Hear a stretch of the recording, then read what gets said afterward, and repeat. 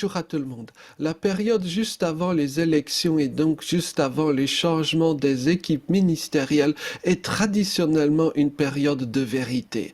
Alors que les affaires courantes sont plus ou moins à l'arrêt, alors que l'on fait ses cartons, alors que l'on essaye de se recaser grâce à ses propres réseaux dans des postes si possible bien rémunérés du parapublic, on dispose d'une toute petite fenêtre d'opportunité pour faire aboutir des projets dont on a toujours rêvé, mais qui ont été bloqués pour les raisons les plus diverses. Les dernières décisions d'une équipe au pouvoir sont donc les plus révélatrices de l'âme des uns et des autres. Et en matière de handicap, l'ultime décision médiatique aura été la cohorte dite Marianne.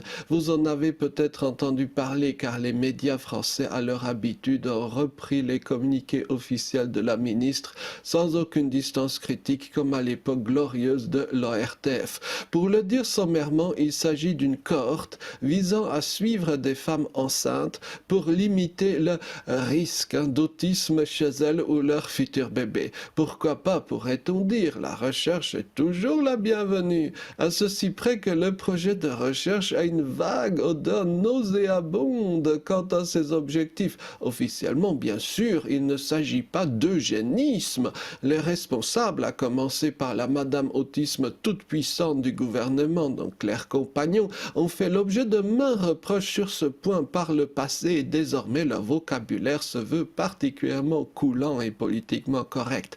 Donc plutôt que de parler de dépistage prénatal d'autisme, on parlera de, je cite, ouvrir la voie à la prévention. C'est beau, mais je crois que chacun comprendra les sous-entendus de ce vocabulaire. Et de toute façon, dans la communication officielle, la différence, le handicap chez l'enfant est toujours présenté comme un risque. Le mot est utilisé à répétition. Je n'ose imaginer comment se sentiront les futurs enfants de la cohorte si pendant leurs 10 premières années de vie, on les mène toujours et encore chez des savants destinés à étudier pourquoi on n'a pas su éviter le risque de leur propre venue au monde. Naturellement, rien de cela pour faire des recherches sur les conditions de vie des personnes. Comme il y a un demi-siècle, le handicap est uniquement perçu sous l'angle médical pour qu'il soit supprimé ou écarté. Mais il y a plus curieux encore. Je me demande pourquoi un tel accent mis sur ce qui, après tout, n'est qu'une énième recherche à cohorte.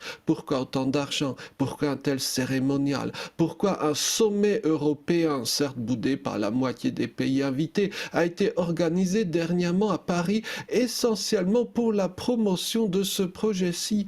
Pourquoi plusieurs ministres sont impliqués et pourquoi ce nom de la cohorte, Marianne, signe de l'importance exceptionnelle de l'affaire? Alors certes, les principales bénéficiaires seront des proches du pouvoir. Le financement représente l'aboutissement de longues intrigues pour ces personnes, mais il y a surtout une dimension messianique. Toutes les personnes impliquées, sans exception, depuis les ministres jusqu'aux chercheuses responsables, en passant par les responsables administratifs, sont exclusivement des femmes. Et la recherche s'adresse aux futures mères. De fait, le projet de recherche exprime la conviction profonde, de plus en plus nette dans bien des sphères du handicap, que le salut ne pourra advenir que grâce à une sororité d'élite, une sororité exclusive, le handicap s'inscrivant quelque part entre théorie du genre, féminisme non mixte et intersectionnalité. Un handicap qui, chez l'enfant, qui est en quelque sorte l'ultime obstacle jeté par le patriarcat sur la voie de la libération. Cette perspective messianique, ce parfum de sacré à notre époque, ont quelque chose d'émouvant, surtout quand on connaît personnellement les décideuses. Cette recherche est leur viatique, leur ultime salut avant la révérence. Toutefois, quelle place dans tout cela auront les enfants et donc les futurs adultes handicapés? Pourrons-nous encore les considérer non pas comme des moyens, mais comme des finalités à part entière? Merci et bonne journée.